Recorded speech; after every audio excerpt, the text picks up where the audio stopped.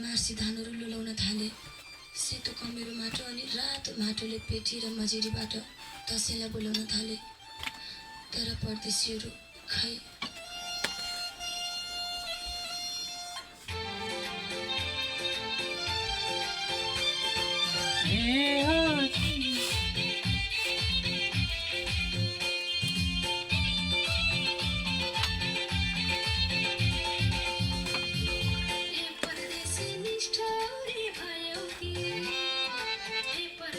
निष्ठुरी भयो कि बिर्सेर गयो कि